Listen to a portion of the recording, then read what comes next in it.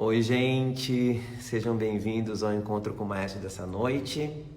Hoje eu vou receber um convidado muito legal. Eu estou fixando aqui um comentário da nossa lojinha para quem quiser comprar os nossos livros nessa quarentena, ter coisas legais para ler, Mindvox, nebulizador, muito legal, tá? Tá fixado aqui. Enquanto eu vou esperando aqui o meu amigo, deixa eu ver se ele já tá aqui. Essa pessoa que eu amo demais, que é tudo de bom. Acho que não tá ainda não, vamos ver aqui. E aí você aproveita para colocar da onde você é e qual o seu ofício. Tipo, oi Marcos, tudo bem?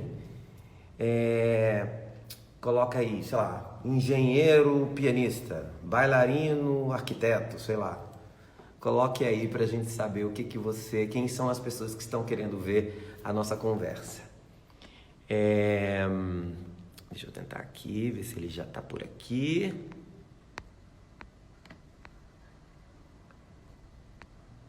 Ainda não. Cadê você, gente?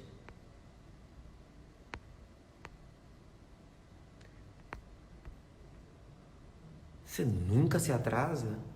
Tá sempre ali, ó. Pá! Anos e anos trabalhando juntos, né?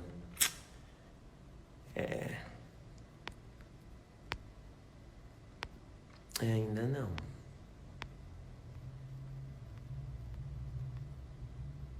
Acho que eu tô fazendo alguma coisa errada, Fábio? Vai falando com eles, vai interagindo. E aí, gente, vocês estão gostando das lives? Vocês estão achando legal? Vocês sabem que a gente vai dar um jeitinho depois de vocês poderem rever essas lives, tá? Que tá sendo muito legal e acho que a gente tá falando sobre conteúdos muito bacana também. Conteúdos bacanas e eu acho que a experiência dessas pessoas que eu tô convidando para minha casa é única, né? São pessoas que realmente fizeram carreiras lindas e aqui. Peraí, ele entrou aqui.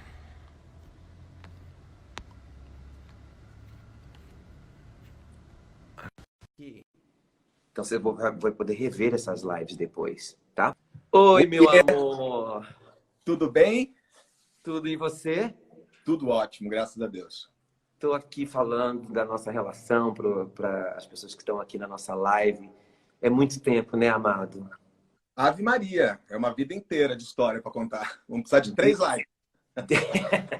Tem muita coisa para falar. Muita, porque É, são 19 anos juntos. muitos espetáculos, muita Muito. amizade, muita troca. Então eu queria falar para as pessoas quando a gente se conheceu, que foi quando eu dirigi o Lemis em 2001 e você Isso, era do elenco e era dance captain. E aí isso. a gente pôde, aí nesse momento a gente pôde começar uma relação meio de namoro, de direção com o dance captain, ver como o outro trabalha e a gente admirar um ao outro, foi bem É, legal, né? foi Uma muito relação. incrível. Foi muito O incrível, espetáculo era porque, muito incrível, né? porque o espetáculo é belíssimo. E eu lembro muito da fase de ensaios, do processo todo. Nós tínhamos um diretor musical que era inglês. E quando ele Supervisor, né? Supervisor o musical. supervisor musical. E aí ele mandava a gente fazer coisas, né? Tipo. E aí a gente olhava para você com um olhar assim, pelo amor de Deus, o que esse homem quer, tecnicamente falando. E eu ficava atrás. Você ficava atrás, né? Não, não. É, É melhor. exato. Até o dia que ele me pegou, né? Que é ele. Você tá É, fazendo gestinhos atrás de mim? É exatamente. maravilhoso. Mas deixa eu te falar, a gente tem uma relação com muita função, né? Eu anotei algumas aqui. Ó. Nós somos diretor dance captain, depois É, diretor ator, isso. professor aluno, diretor co-diretor. Nós fizemos coisas juntas. Isso. Amigos, padrinho de casamento. É muita coisa, né, gente? Tem intimidade aí, né? Tem, né, gente? É tipo muita coisa. Eu quero muito que a gente fale sobre a nossa história para essas pessoas, para a gente até estimular as pessoas que no nosso meio ainda existe isso. A gente pode ser bom profissional, respeitar o trabalho do outro e ainda amar, ser amado e confiar nas pessoas, né? Ter a Exatamente. confiança. Ainda existe isso, ainda a gente pode fazer isso. Então vamos lá. Começamos lá no Lemis, Dance Captain. Você tinha uma voz muito doce, um tenor agudo. E aí o seu primeiro desafio comigo foi, vamos fazer um Thénardier. Você era cover de Thénardier. Era cover de Thénardier.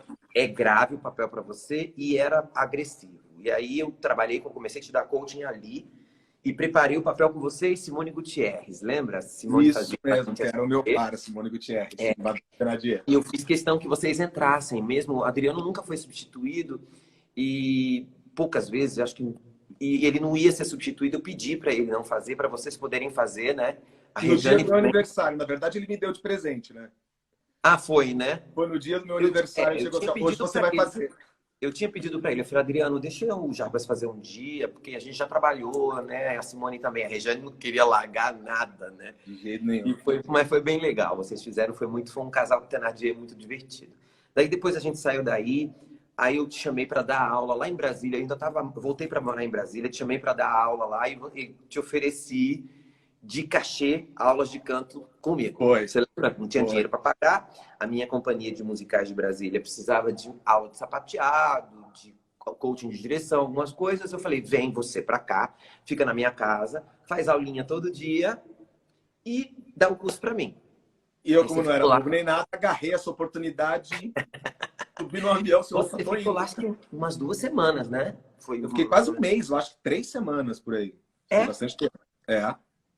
Ah, porque os meninos faziam aula 3 vezes por semana, né? Os meus alunos. E a gente no coro misto, né? Que era o coro misto, a gente acabou montando uma coreografia do Blackbird, que era um número que você tinha. Foi muito bom, foi muito divertido. Muito legal. Depois dali, isso foi 2002. Aí, em 2004, você foi preparar o Anjo do Grease comigo. Você lembra? Isso mesmo. Que era um papel que a gente queria fazer diferente do original. Eu queria fazer uma coisa mais aguda. E aí era agudo, mas eu também queria... Acho que foi nessa época, mais ou menos, que a gente começou a descobrir que tinham coisas no YouTube que você podia pesquisar outros atores que já tinham feito. Foi o começo dessa era mais digital, assim, lá por 2003, 2004, que aí eu comecei a ver um monte de coisas. Olha como esse ator fez, olha como esse outro fez, olha lá na Espanha, olha lá nos Estados Unidos. E a gente fez um nosso, né? Olha o Fabinho Porto aqui, ó. Ah, Fabinho. Marcão, diretor do Talentos, também está aqui. Quem? O Marcão, Marcos Rombino, ele é diretor do programa Talentos lá da Cultura. Sim, do Talentos. E aí, depois que a gente, nesse mesmo ano de 2004, quando eu preparei o Anjo com você, a gente pegou um desafio para fazer, comunitar. Lembra? Lembro. E comunitar era um desafio, não... Bom, foi a primeira vez que nós dirigimos mesmo sozinhos, né? Só nós dois. Porque você coreografava também. Então, era só nós dois mesmo, não tinha nem coreógrafo. Exatamente. E foi um início de uma relação muito legal. Um comunitar foi um momento onde nós dois pudemos ter mais intimidade. A gente decidia tudo junto, você lembra? Tudo. A gente fez toda a dramaturgia do espetáculo juntos. Tudo junto. Então, aí a gente percebeu que a gente tinha os mesmos gostos. Porque a gente achava cafona, os dois achavam cafona, lembra? E às vezes a gente fala, isso é cafona, mas é necessário. Também tinha esse momento. A gente tem que arrebatar o público aqui. E a gente, o espetáculo não tinha dinheiro, não tinha patrocínio, não tinha nada, não tinha cenário. Aí eu construí um puxadinho, pus uma banda do lado, né? Isso. Aí era tudo muito difícil, mas aí foi ali que eu conheci o Marcel Balieiro, né? Que eu melhor, né? Conheci melhor como ele foi ser maestro do espetáculo. O Gui Terra também, Guilherme Terra. Várias amizades começaram ali, né? Da gente ver Maria Elizabeth. Maria Elizabeth. Então, aí a gente eu chamei os meus alunos que também já tinham trabalhado com você para fazer o espetáculo, Simone Gutierrez, uma galera a Heloísa, né? A Alessandra Linhares, um monte de gente que a gente já sabia que ia dar conta do papel e para fazer o papel. E foi um espetáculo que emocionou muito, né? Foi lindo. E aí, como você falou, não tinha dinheiro, a produção... A gente tinha... Só o que a gente tinha era material humano. A gente tinha os atores, lindos cantores, e a gente conseguiu fazer um espetáculo com nada, sem cenário. Não, e a gente começou... As luzes que a gente tinha eram recursos muito primários ainda, né? A gente não tinha nada de tecnologia. E a gente usou fez o E a espetáculo em gente cima dos começou atores. tudo from scratch, né? Eu fiz os arranjos todos de todas as músicas. Foi. Mudei tudo. Apesar do espetáculo já existir no Rio, eu mudei tudo musicalmente. Você também mudou muita coisa junto É. comigo. A gente Musicalmente. assistiu o espetáculo no Rio, a gente se olhou e disse, vamos fazer algumas mudanças. O Né? produtor quase morreu, né? Vocês estão mudando a minha peça toda. Vocês estão Mas matando a minha avó. É porque a história da avó dele. era a história Eu falei, da desculpa, a gente família vai dele. matar a véia, não tem jeito, a gente precisa que ela morra. Lembra? Lembro. E aí, depois do Comunitar, o que a gente fez? Preparação de Fantasma, 2007. Você teve que preparar, você fazia Raul. Eu entrei para fazer substituto de Raul. Isso. Eu E entrei no aí, final da temporada, eu entrei no último semestre da temporada do Fantasma em 2007. e aí você terminou fazendo Fantasma também, né? Foi no susto, mas porque entre os substitutos ali, os swings, um dia sobrou para mim, que o Saulo chegou com a voz um pouco ruim. E aí eu entrei de Fantasma, mas foi meio no susto, assim, porque eu nunca tinha passado o plot inteiro de Fantasma. Olha que loucura. Substituição, olha, substituto, swing, cover, é uma coisa de louco, cara. Mas cada sabe uma dia um coisa, susto. Jabba? Sabe o que eu acho? Eu acho que você só é o protagonista que você é hoje porque você teve que fazer essas coisas. Ah, com certeza. Com Entendeu? certeza. Eu, no primeiro espetáculo, que foi o Rent, em 99, eu entrei como swing. Depois que eu substituí o Dani Salvi, que era o protagonista da peça, que fazia o Mark Cohen, ele, um mês e meio de temporada, ele foi dirigir um outro espetáculo e eu peguei o papel dele, né? Mas nesse primeiro, todo o processo de ensaio, nesse primeiro um mês e meio, eu era swing de 11 personagens. É aí que você aprende, né? Não tem jeito. É uma faculdade isso, é uma impressionante. faculdade. Daí, depois do Fantasma, a gente foi fazer o Pernas. Ih, fiz, Maria, fiz alguma coisa aqui. A gente foi fazer o Pernas pro ar com a Cláudia Raia. Isso, 2009. Quando você conheceu a Cláudia, depois a gente vai falar sobre esse assunto. Aí eu fiz a preparação do Pernas e eu dirigi o Pernas e você fez preparação do Zorro em 2009 comigo. Você fez Zorro, protagonista da primeira montagem, você preparou comigo.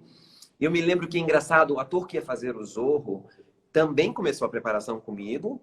E aí... Foi outra coisa que caiu no meu colo também, porque quem ia fazer era o Murilo Rosa, não é? Murilo Rosa, exatamente. Ele começou a fazer a preparação comigo, e aí ele desistiu, e aí o substituto ele foi também chamado era para protagonizar uma novela, com um mês e meio de ensaio.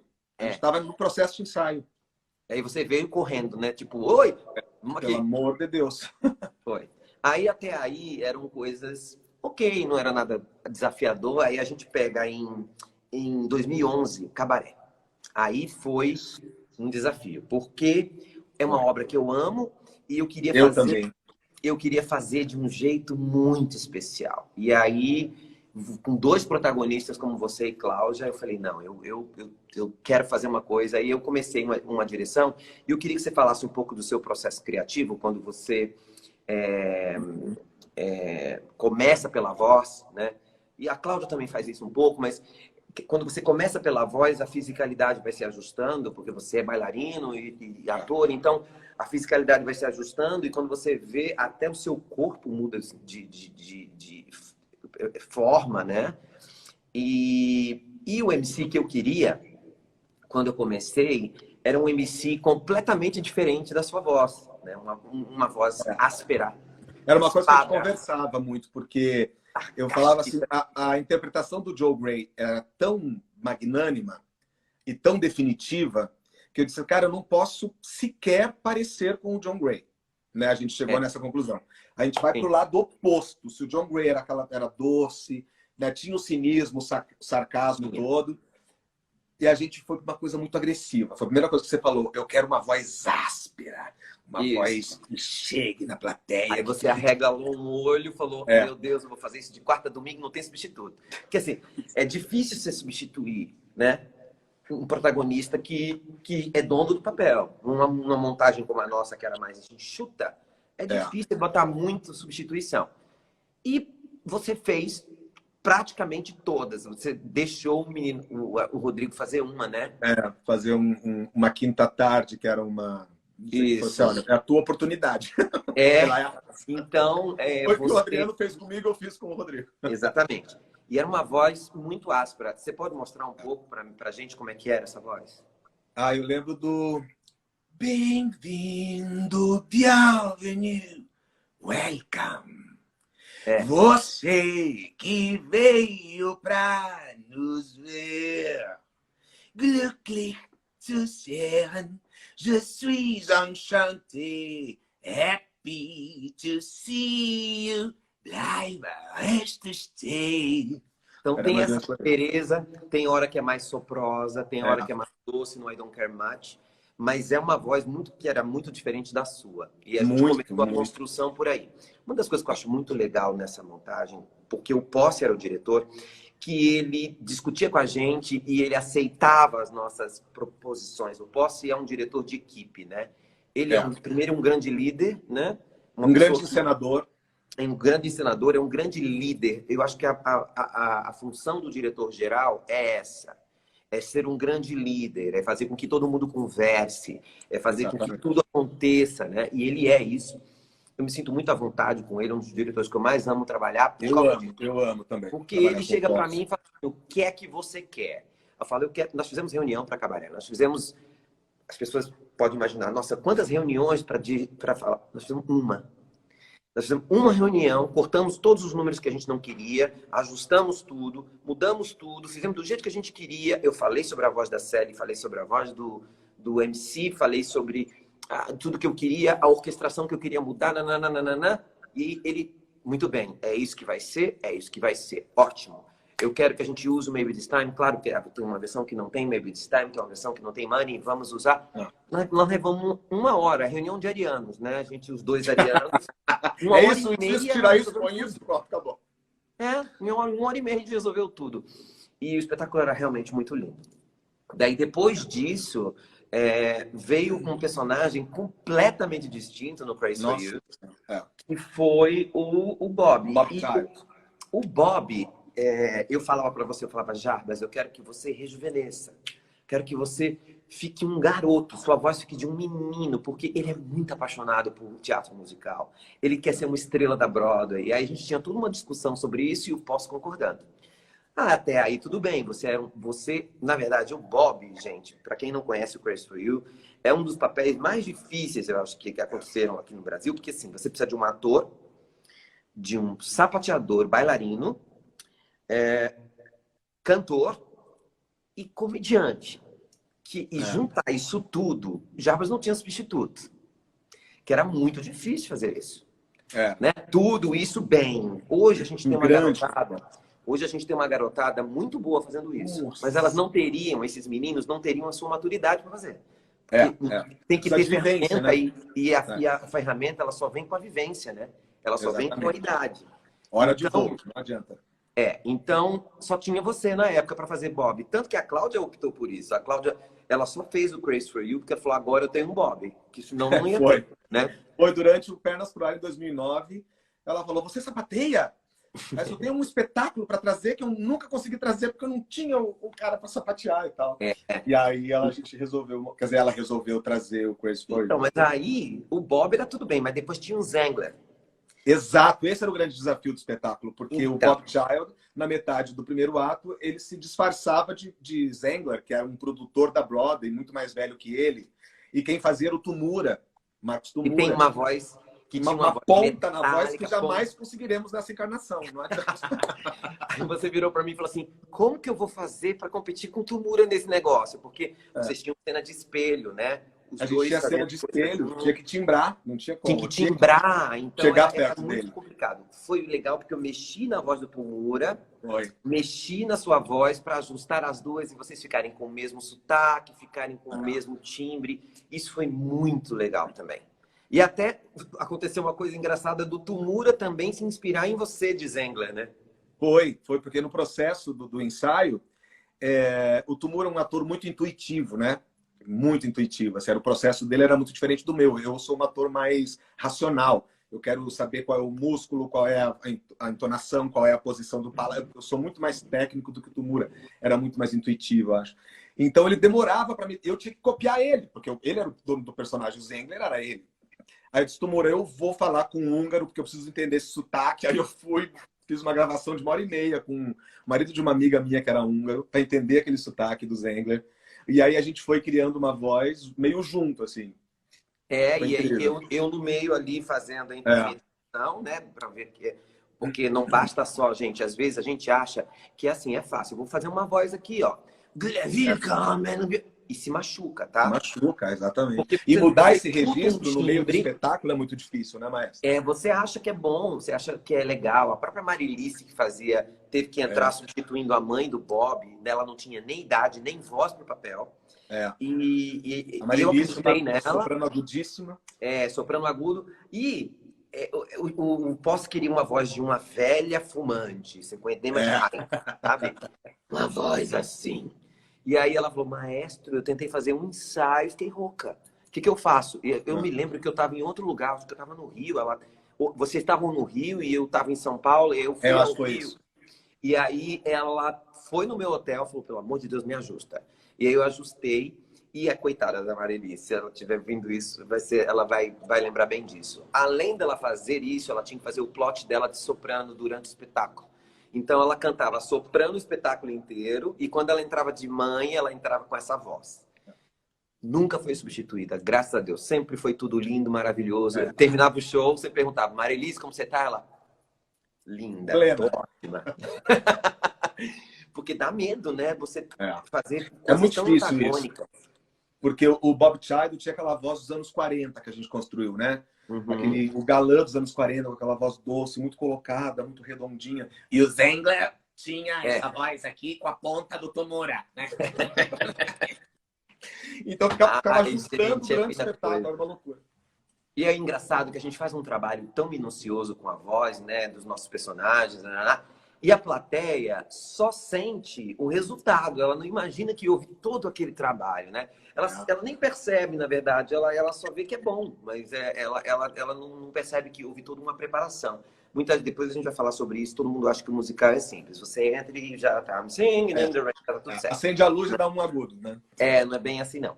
Aí, depois do Crazy, veio um novo desafio que foi o Chaplin, que era um espetáculo que eu considero uma pérola, uma pérola, literalmente.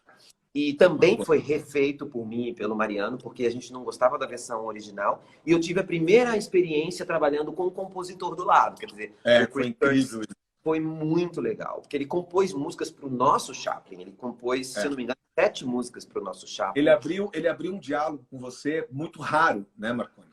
De um compositor com um diretor musical. Porque já tinha sido montado na Broadway. Ele não gostava da versão da Broadway de 2011. E você falou, olha, o humor aqui é diferente, a tradução aqui, a versão, foi o Miguel que fez lindamente a versão. Aí você tinha essa abertura, olha, vamos tirar essa estrofe, junta aqui, pega o final. Você recortou o espetáculo, né? Foi incrível. Você chegar para um cara que compôs a música e dizer assim, aqui eu acho que tem muita repetição. Você não pode falar isso. A música é do cara, você tem que dizer assim, ó, isso aqui repete demais, sabe? A vida no cinema repete mais. Então, tá chato. Você não pode chegar e dizer isso pro cara. O que você tem que dizer para ele é assim, para nossa versão, eu preciso enxugar aqui, porque aqui eu quero enxugar para trocar para essa cena mais rápido, tá? Então eu vou cortar algumas coisas aqui. Tudo bem para você? Tudo bem, se for melhorar meu espetáculo. E ele veio ao Brasil assistir. E no final ele virou para mim e falou assim, muito obrigado pelo que você fez no meu espetáculo. Porque isso é uma coisa que nós... E depois ele pegou a nossa versão e começou a fazer a nossa versão. Ele fez lá na Finlândia, em Londres, ele fez a nossa versão brasileira. Na ele Bélgica. Gostou. Isso é uma coisa que é sui generis, né? Mas o trabalho vocal do Chaplin foi muito interessante também, porque, não sei se você lembra, a gente às vezes ensaiava as cenas em ordem não cronológica e você se perdia na idade dele. Claro. E aí porque eu lembro que a gente falava, fez um esquema, porque como eu pegava o personagem lá com 14, 16 e ia com ele até 80 e poucos, né? E aí, então, tinha essa curva dramática das idades, a voz dele ia amadurecendo junto. Isso foi muito legal de fazer. Mas assim, a gente fez isso, essa linha do tempo da voz dele, lindamente. Falei, Jarbas, no início do espetáculo eu quero você com 17, então você fala mais agudo e mais rápido, porque você é jovem.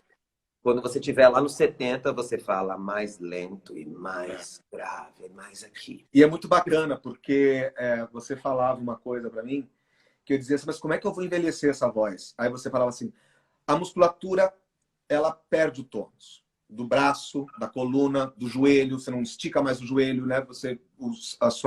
Seu gesto é mais lento. Então, a sua musculatura da laringe, ela também tem que perder esse tônus, né? E aí fica essa laringe mais aqui, que você consegue... Agora, o que o público não sabe é que o Chaplin nunca teve essa voz. Ele envelheceu com a voz fresca e muito aguda. E aguda, exatamente. Mas por que então que a gente fez isso? Porque é teatro, eu preciso fazer... Dramaturgia, precisa, né? A gente precisa fazer com que a plateia veja que você envelheceu. Porque Exato. ver uma peruca branca e ver a voz dele lá no início do espetáculo igual, não era legal. Então nós fizemos um trabalho muito lindo da voz dele. Só que quando a gente ia ensaiar e as cenas eram ensaiadas fora de ordem, eu ficava falando para você, Jabas, 30, hein?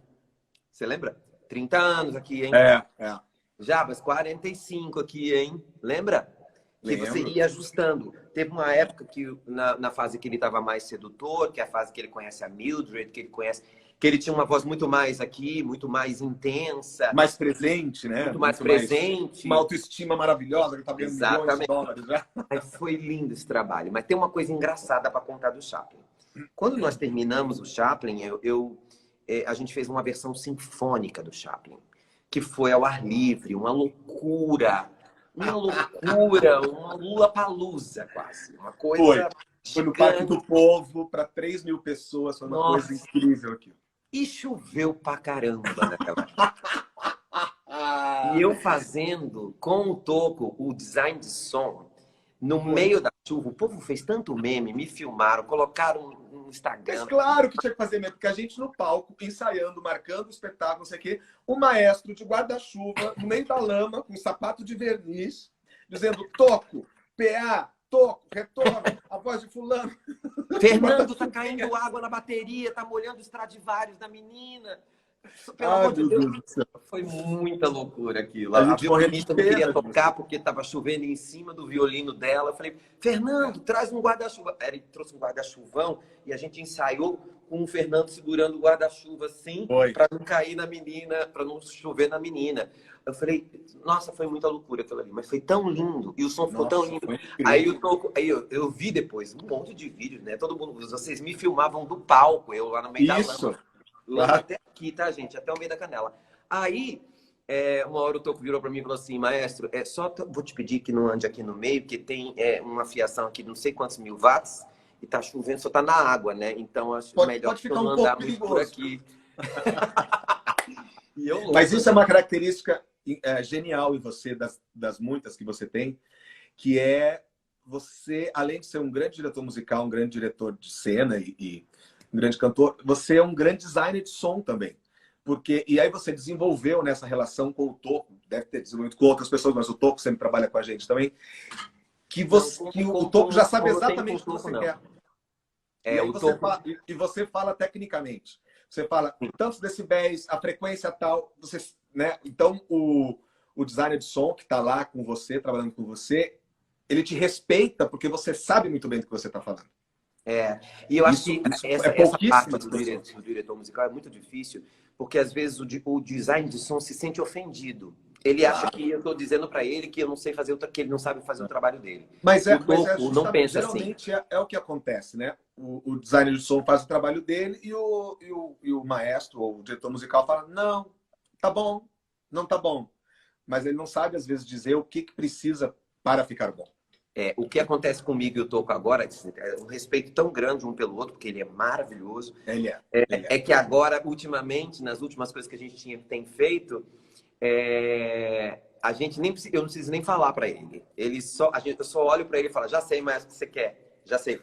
E aconteceu uma coisa engraçada no Concerto para Dois, que eu não fui diretor musical do Concerto para Dois, era o Tony Lucchesi, né?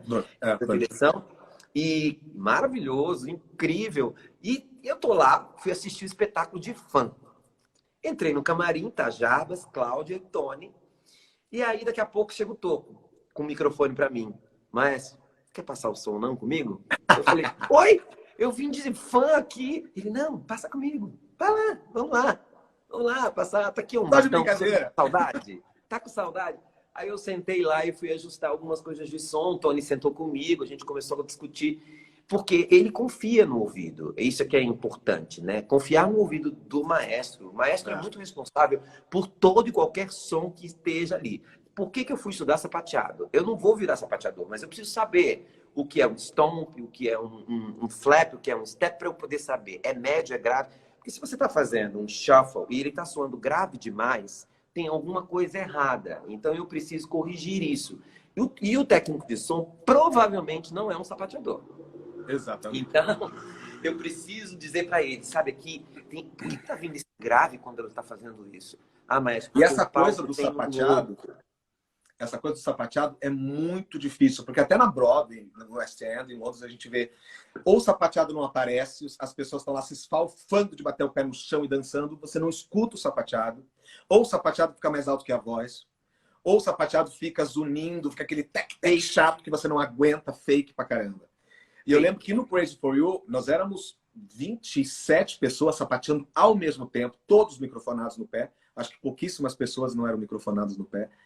E aquilo soava lindo.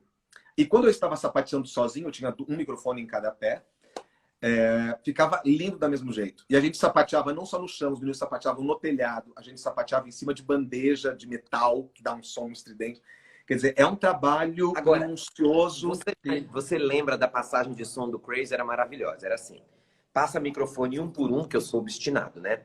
Um por um, aí depois orquestra, aí pé. Só Cláudia, pé direito. Só Cláudia, pé esquerdo. Agora faz um, sei lá, shuffle hop step pra eu ouvir. Ah, tá bom. Agora faz você, Jabas, o pedal que você faz. E agora, de novo, agora os dois juntos. A passagem de som do Crazy era demoradíssima porque tinha todo esse momento, né? Eu sempre digo para os meus alunos de direção musical, quando vem maestros estudarem comigo sobre direção musical, os meus assistentes, eu sempre digo isso. A responsabilidade de todo e qualquer som que sai é sua. Então, tem um navio, esse navio tem que soar real. Ele não pode soar fake. Tem um solo de flauta, não pode ser, eu falei isso numa outra live, o solo de flauta não pode ser gigante. Não pode ser uma coisa que cubra um barítono, um sax barítono. Então, é você que é responsável por manter a coisa crível e usar a música para dramaturgia. Talvez esse seja o diferencial meu, acho que eu não... apesar de ser diretor musical, eu me preocupo muito mais com a dramaturgia. Às vezes me incomoda mais Isso é a base de tudo. Isso é a base às vezes me incomoda muito mais um ator ruim do que um cantor ruim. Nós já tivemos oportunidade disso. De atores que trabalharam com a gente, que são cantores maravilhosos, mas em cena eu odiava. Que a gente fala assim, por que esse cara não atua do jeito que ele canta? Ou ao contrário, né? Por que ele não canta como ele, com a voz que ele está falando? A frase que ele acabou de fazer. E o Concerto para Dois também tem uma coisa legal, que o concerto eu pude trabalhar. Como é só você e Cláudia, eu pude trabalhar várias vozes com vocês e eu também queria que você mostrasse um pouco da voz falada dos personagens. Você tem um personagem central seu, que tem uma voz que é sua, mas ele se traveste de diretor espanhol, né? Argentino. Um argentino meio canchero. Que fala um pouco assim, com a voz muito soprada e canta desta maneira também. E a voz do protagonista? A voz do protagonista é... A voz do protagonista é a mais próxima de mim, né? E ele tá muito a da mãe, né, o protagonista. E a da mãe. Mas a mãe fala tudo em cima o tempo inteiro, meu. E eu ainda fiz uma gaúcha, tá? E eu canto com essa voz. É maravilhoso. Eu acho que eu assisti o concerto e eu fiz a preparação vocal do concerto, tanto sua quanto da Cláudia. Mas eu não tinha visto a peça ainda, né? Então eu fui de tiete. Fui lá, foi Curitiba que eu fui, não foi? Foi Curitiba. A gente passou um final de semana juntos, almoçamos juntos, fomos pro spa juntos. Foi maravilhoso. A gente aí depois eu fui assistir o espetáculo à noite, depois a gente saiu para tomar um vinho, foi uma delícia. E eu fiquei muito orgulhoso de vocês dois, sabe? Porque é difícil você ter um espetáculo tão equilibrado, porque um espetáculo que tem 2 atores é muito complicado. Eles E com têm que esse ter uma tanto de química muito personagem. grande, eles têm que ser muito precisos, porque senão um passa por cima do outro. Isso é fatal. E eu achei tão bonito isso a química de vocês. É óbvio, vocês são marido e mulher, mas não é por isso. Eu acho que é porque vocês dois têm ferramentas tão interessantes para usar e cada um tem ferramentas diferentes, que aí é muito legal. A Cláudia tem aquela voz grave que ela pode fazer um marinheiro, e foi engraçadíssimo porque eu escutando com o Tony, eu falei, escuto mais a Cláudia do que o Jarbas. O Jarbas é um tenor agudo, tem que fazer a nota grave, a Cláudia faz melhor que ele. E você escuta a Cláudia timbrando os marinheiros. Então, eu fiquei muito orgulhoso, tanto de vocês quanto do Tony, que fez uma direção linda. Não, o Tony é Então, fantástico. vocês têm que assistir o espetáculo, gente, quando voltar. Vai ser E a gente incrível. a gente falava pro Tony assim, você precisa grudar no Marconi. Porque o Tony é de uma criatividade, para um arranjador incrível, e tem uma direção musical muito clara também. E a gente falava assim, você tem que colar, você e o Marconi tipo, são quase a mesma pessoa, então cola no Marconi. A gente queria muito fazer o encontro de vocês dois. A gente ficou muito junto lá em Curitiba, foi muito legal. Ele conversou comigo sobre muita coisa, inclusive sobre essa questão que eu falo muito para os meus alunos, do desprezo que o diretor musical tem no Brasil, que é muito ruim. Então, olha, eu vou falar uma coisa para você que já começa por aí. Diretor musical no Brasil não tem direito à porcentagem de bilheteria como diretor geral. Isso é por lei, o diretor geral tem uma porcentagem de bilheteria. Isso é por lei. Mas o único diretor da peça é o diretor geral. O diretor musical não é, mas é um musical. Começa por aí. Isso já me irrita. Não é por causa do dinheiro, é por causa do respeito. Você é nada, entendeu? E você estudou pra cacete pra fazer aquilo. Você trabalha com sound design, você trabalha com o diretor geral para construção de personagem, você trabalha com a orquestra. Eu preparo orquestra, ensemble e solistas até o dia da italiana. Eu rejo tudo até o dia da italiana. Na italiana eu entrego a batuta para o maestro que vai reger a temporada. E é muito ruim. Então, eu tenho visto os meus amigos que são diretores musicais, eu não vou citar os nomes porque não precisa, mas todos eles reclamam sempre dessa coisa, de não terem um respeito nem do diretor geral, sabe? E não trabalhar como equipe. Isso para mim é inconcebível, porque na ópera... Isso para mim é burrice. Isso para mim é burrice. É. Eu acho que se o diretor, o encenador, o diretor geral, que não se alia ao coreógrafo e ao diretor musical, principalmente ao diretor musical, é de uma burrice atroz. Porque é o diretor musical, junto com o diretor geral, claro que vai dar essa dramaturgia da parte musical, né? da música do espetáculo.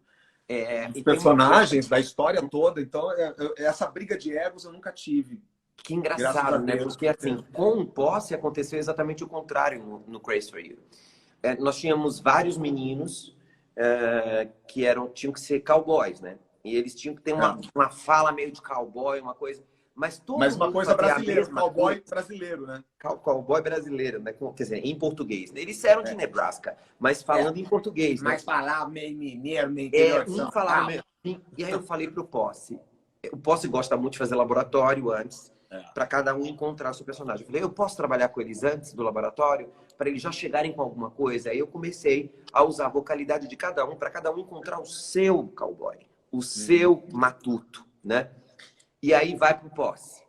Aí terminou, ele falou, adorei, volta no Marconi. Aí volta para mim. E aí o ator vai construindo aquilo por camada. Ele vai chegando num lugar que ele fala, agora eu sei quem é meu personagem, sei como ele anda, sei como ele fala, sei tudo.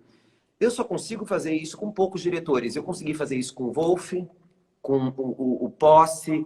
É muito complicado, às vezes, com você. É muito complicado você ter que lutar como diretor. Para dizer assim, não, isso tá errado, não é isso que... Vocalmente não é assim. Ou ele vai perder a voz se você fizer isso. Ele vai perder a voz. Então, e se ele perder a voz, eu não tenho o que fazer, tá? Então, aí, apelar para isso, às vezes, é cansativo demais. Então, hoje em dia, eu dirijo pouco, mas quando eu dirijo, que espetáculos eu escolho? A produção chega para mim e fala, maestro, às vezes eu não tenho cachê para te pagar. Tá, mas quem é a equipe? Aí eu tô com o Michelazzo, é o José Posse Neto. Eu falo, eu faço. Porque eu vou ter condições de trabalho, eu vou poder dar a minha assinatura vocal para o espetáculo. Se eu não posso dar, então esses meus amigos diretores musicais que eu estou falando, às vezes me chamam para assistir o espetáculo deles e já se desculpando. mas desculpa, tá? Não tá do jeito que eu queria, porque eu não consegui muito, porque o diretor não me ajudou, a produção, sabe assim? Ai, é muito ruim isso. Então, essa falta de respeito com o diretor musical, eu acho que no Brasil tem que mudar, porque nos Estados Unidos acontece uma coisa muito engraçada. A distância entre o supervisor musical e o diretor musical é gigantesca. O supervisor musical manda em tudo. O diretor musical é um pianista que ganha $1.200 por mês. É uma coisa assim. Eu sei porque a minha agente em Nova York, ela conseguiu para mim, ela viu meu currículo, ela falou: se quiser, eu consigo para você reger Fantasma. Mas o cachê é esse. Eu falei: não pode. Não vou. Tá louco? $1.200? Vou morar onde? Vou morar no Queens e vou... Que loucura. Vou fazer isso.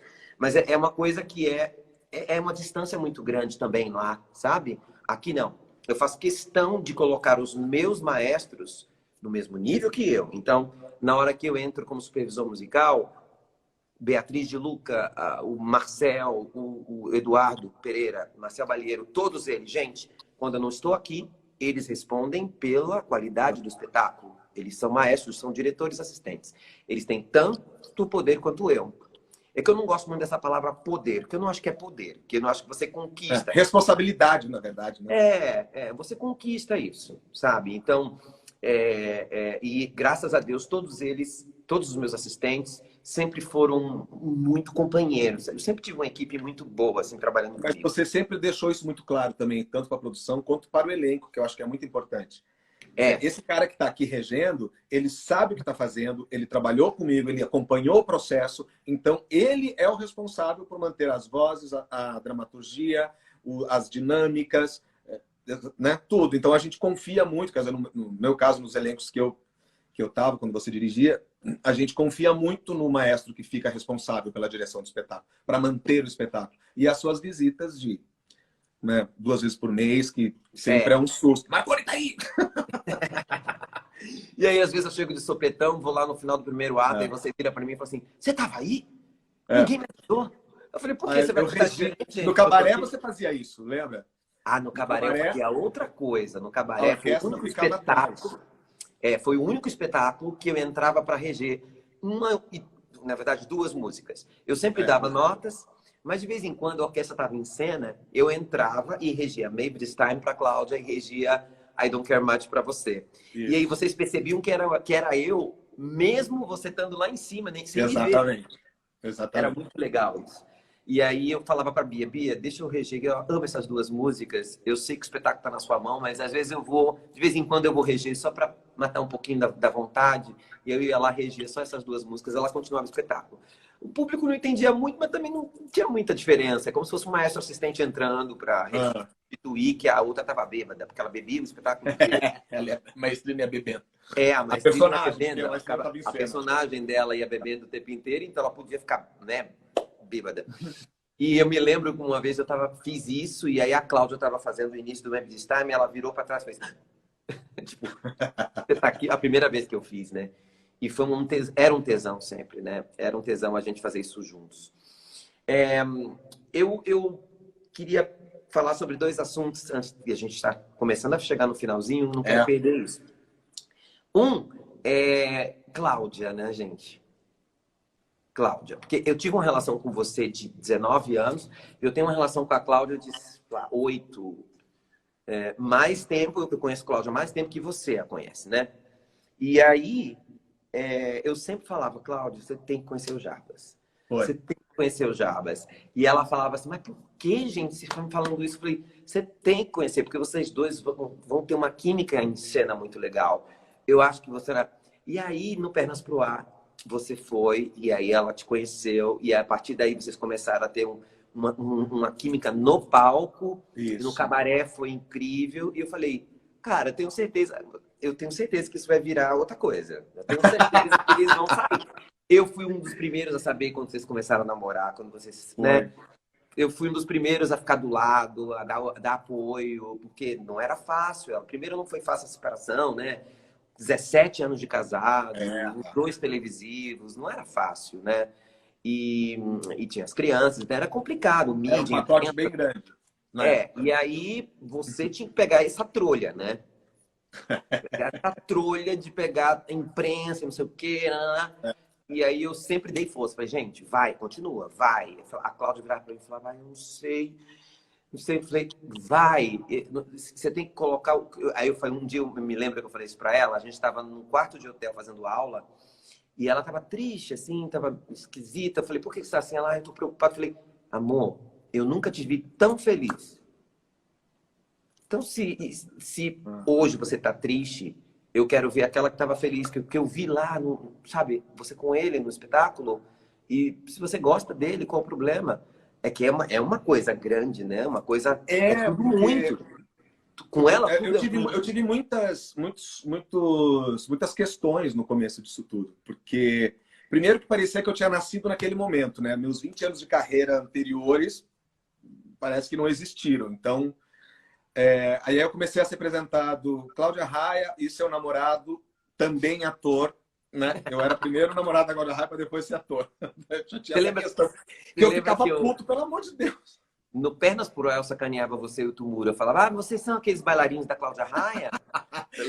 Isso é muito importante falar, porque você também ficava, vai lá fazer o teste, eu vou fazer a direção musical, vai ser bacana. E eu falava assim, Marconi, eu tenho quase 40 anos de idade, na época, né? Eu não posso agora virar bailarino da Cláudia Raia nessa altura da minha vida, pelo amor de Deus. Eu falei, amor, você é vai isso ser que as bailarino da pessoas Cláudia Raia. Foi daí que eu tirei a piada. Porque a gente se encontrava, só pra vocês saberem, a gente se encontrava no hall do hotel de manhã tomando café. E aí eu fingi que não conhecia eles. Gente, vocês são aqueles bailarinos da Cláudia Raia, eu sou tão fã da Cláudia Raia. E aí eles ficavam putos. E aí eu só fui fazer o teste porque você falava assim, ó, calma, não é bailarino da Cláudia Raia. Todo mundo vai ter um personagem, você vai ganhar um personagem bom. Foi por isso que eu fiz te prometo que você vai ter um bom personagem.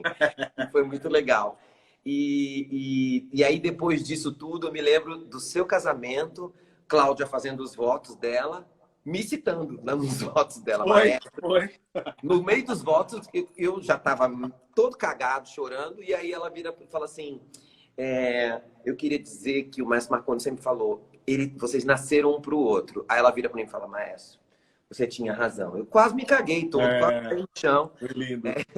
Foi muito legal aquilo, porque realmente eu vi isso tudo acontecer e fiquei muito honrado de ser padrinho de casamento de vocês, porque mas tem que ser. eu acredito muito nessa química que vocês têm, não só no palco, como fora dele. Né? O respeito que vocês têm um pelo outro, admiro muito vocês dois e amo os dois. Adoro e é muito legal porque a nossa admiração nasceu profissional, né? Nasceu uma admiração profissional muito grande. Que a gente se descobriu interpretando... Primeiro, no processo, a gente é muito parecido. A gente gosta muito da precisão, a gente quer saber o que está fazendo, a gente não muda, a gente constrói em cima... Né? Então, a gente se admirou já nisso. A gente tinha um humor parecido, o timing parecido. Eu disse, cara, tem um match aí. Deu match. Então, já que você ficou nesse assunto, eu queria falar, não posso deixar de falar isso nessa live, porque isso é aula para os atores, eu acho que, e também para desafogar um pouco aqui o meu coração, assim, sabe? Botar para fora o meu coração de diretor. Queria falar sobre notas. Essa tradução não é muito boa, tá, gente? Essa tradução do inglês, notes, as pessoas acham que a gente dá nota para eles, 9,8, 9,7. Levanta a plaquinha, né? Quando a gente fala que vai dar notas, significa que vamos dar anotações, notes. Correções. E aí, correções, dizer, olha, aqui não foi bom, não. Você tá 19 anos comigo e eu comecei a te dar notas lá no Lemis. Então, hoje em dia, às vezes eu chego lá, vou falar do último espetáculo que a gente fez junto, foi o Chaplin. Eu entro no seu camarim e falo, Jarbas, naquela cena da carta, você já me responde. Eu sei, eu fiz uma coisa assim, assim, não foi legal, né? Eu vou corrigir. Quer dizer, a gente já tem uma telepatia agora, já não preciso mais nem dizer. Mas uma coisa que precisa ser dita aqui é que você é um dos atores que mais sabe receber notas. Receber notas é uma arte. Significa... Maestro, vou confessar, eu adoro receber notas. Eu adoro receber. Claro. Primeiro porque eu acho que nunca está pronto, né? O espetáculo vai estar pronto no último dia da temporada. Esse foi o espetáculo que eu fiz até hoje, então ele está pronto. Mas eu acho que qualquer correção, qualquer nota que vem, tem que tirar o ego da frente e tem que entender que isso é para o bem do espetáculo. Né? Agora Ninguém você... vai chegar... eu acho que você consegue fazer isso porque você é diretor. Então, você não fica com um negócio de... eu não consegui fazer aquela nota porque hoje eu nadei, entrou água no meu nariz Eu não e aí eu não suporto. consegui. Isso deixa qualquer diretor para morrer. Eu não estou Gente, perguntando por quê. Eu só estou ator que dizendo se que tá ruim. justifica, ator que se justifica é a pior coisa que existe para uma direção. Não justifique o erro. Ah, não, é porque eu já estou gripado, é porque é ruim a garganta, é porque eu sentei, estava molhada a cadeira. Aí. Não justifica. Pelo amor de Deus, é a coisa Agora, pior que pode existir. vamos falar para os atores que estão aqui quando a gente desiste do ator. Porque uma hora que a gente desiste. Eu chego e falo assim, ó, Jarbas, essa nota que você está cantando, eu queria que você não cantasse ela na borda densa, cantasse ela na borda tênue, porque o personagem precisa dessa leveza. Aí você vai e faz borda densa de novo. Eu falo, Jarbas, você lembra que a gente pediu? Ai, lembro. Aí você faz. Lá pela quarta vez eu desisto.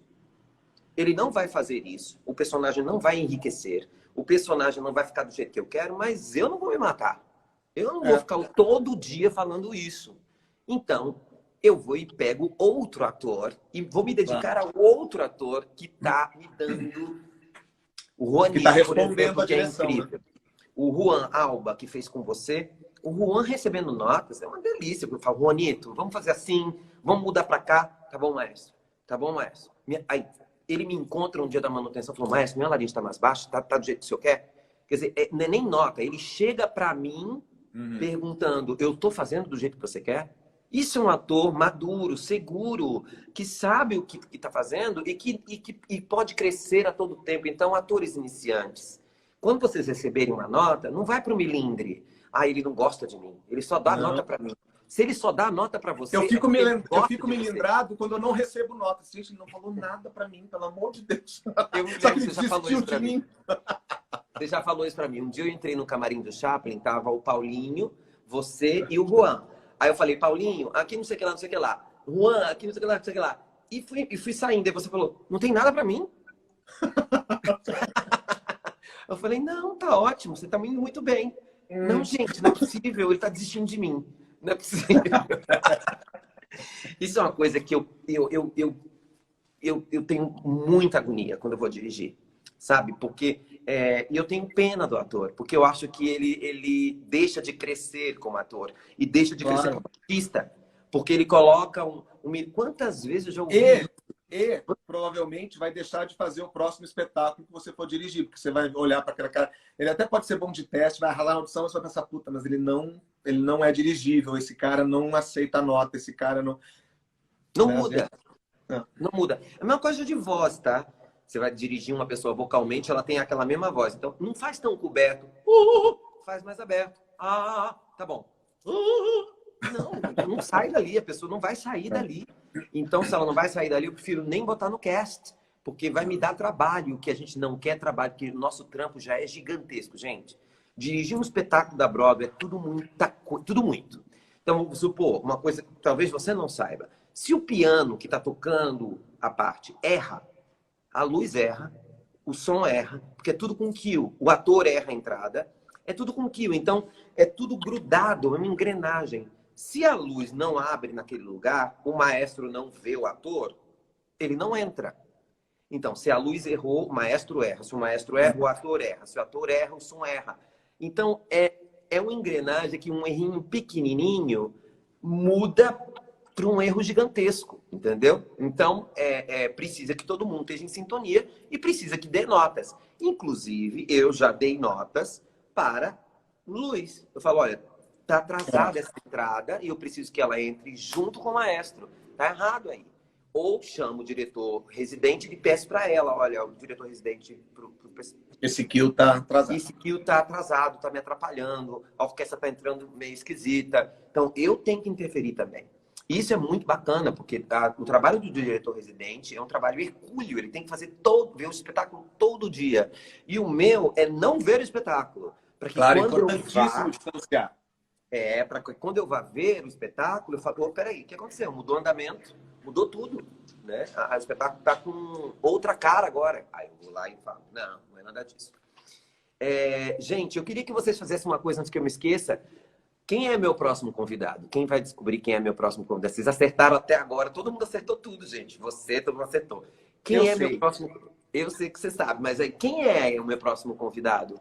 Coloque aí o que você acha. Vamos ver se alguém acerta dessa vez. Eu tô achando que essa informação tá vazando, sabe? Porque não é possível. Eu queria falar uma coisa da nossa relação um pouco professor-aluno. Eu não faço mais as aulas regulares. Hoje em dia eu faço mais coaching com você do que aulas mesmo. Né? Tô até com saudade, com vontade de fazer uma aula. Pegar uma música aleatória e trabalhar com você. Mas a gente estabeleceu uma relação e logo no início, quando você começou a me dar aula, eu acho que a grande chave, a grande coisa que eu tenho do ensinamento seu é que você me deu coragem para eu me experimentar, sabe? Então você me dá uma aula, me dá, né? A aula do Marconi é assim, você tem trabalho para um mês inteiro de uma aula, né? Você pode ficar um mês inteiro, todo dia em casa treinando para subir um degrau. E aí eu perdi esse medo de me experimentar em cima da técnica que você me ensinou. Então, quando eu chego para você, eu tô cantando uma coisa, assim, Marconi, essa passagem aqui, ó, não tá acontecendo. Você fala assim, ó, eu faço, passou, pronto, foi. Sabe? Então isso é muito bacana, porque eu já chego com um caminho, um meio caminho para você só fazer um ajuste fino ali, que é essa relação que a gente estabeleceu, que é muito, acho, proveitosa, muito rápida, e foi o grande boom, assim, foi eu perder esse medo. Eu não preciso cantar do jeito que o professor mandou eu cantar. Tem outros buracos aqui que eu posso experimentar. Posso somar com a direção musical. Experimenta por aqui. E aí, o que acontece? Cada espetáculo que você faz, você cresce vocalmente. Com certeza. Todo mundo diz assim, espetáculos da Broadway detonam a voz das pessoas. No seu caso, os espetáculos da Broadway fizeram você ser o melhor cantor, o melhor crooner até. Não é? Até agora ninguém acertou, então não vazou, sabe? Estão pedindo dica aqui, tá? As pessoas falaram Cláudia. Gente, a Cláudia já fez comigo. Já foi, gente. Já foi. Perdeu. Vou dar uma dica. Ela também fez Crazy for You. Tá? Eu queria começar a falar também sobre o nosso serviço, o que a gente está fazendo agora. Eu estou dando aula por Skype, estou com hashtag Pergunte ao Maestro no YouTube. Vocês logo vão voltar para o Concerto para Dois. Vocês não podem perder, gente, porque... a gente vai voltar aqui em São Paulo. No Procopio Ferreira. Ótimo. Então, não percam, porque é muito legal o que eles estão fazendo. E eu acho que é uma aula ver essas trocas de figurino, troca de voz, troca de tudo tão rápido, e só os dois em cena, é muito puxado, tá? É muito dinâmico. Não deixe de maratonar o hashtag Pergunte ao Maestro. Tem muito conteúdo gratuito lá, que é tudo de graça. Então, é só para você poder, nessa quarentena, ter material para estudar. Entra na nossa loja, compra o livro, estuda o livro, tudo, para você poder ter alguma coisa para fazer. Não. Agora acertaram. Beto Sorolli acertou. Você tem um segundo já. Beto Sorolli acertou. Cris Matalo. Uau! Cris Badalo. Cris Matalo. Então, vai ser uma live divertida, porque ela é engraçadíssima. E vai ser incrível, uma pessoa que eu amo também de paixão. Então, nós estamos chegando no final da nossa live. Gente, obrigado por vocês terem ficado aqui com a gente. Espero que vocês tenham curtido. Meu amor, eu continuo te amando. E eu espero que a gente continue tendo essa relação pro resto da vida, se Deus quiser. Não tem jeito, estamos atrelados. Agora pode tirar seu cavalinho da chuva. Eu grudei em você nunca mais. Então, tá bom. Olha, gente, muito obrigado, tá? Eu tô super feliz de ter os meus amigos aqui na minha casa comigo, porque são pessoas que não são só grandes atores, como o Jarbas, esse ator completo que ele é. É difícil encontrar um ator como você sabe disso. Mas não só por isso, a pessoa que você é, a pessoa que eu admiro. É muito importante que um diretor também admire seus atores, né? É tão importante isso, claro, né? Então, claro. Eu acho que a admiração profissional só faz crescer, né? Só soma. Então tá beijo, bom. Meu amor. Pra você, tá, meu amor? Fico Nos com vemos Deus. logo na aulinha, né? Que eu tenho uma aulinha nova pra fazer. Beijo. Super ansioso. Adorei. Beijo. Tchau, gente. Beijo. Semana que vem, Cris Matalo. Beijo. Tchau.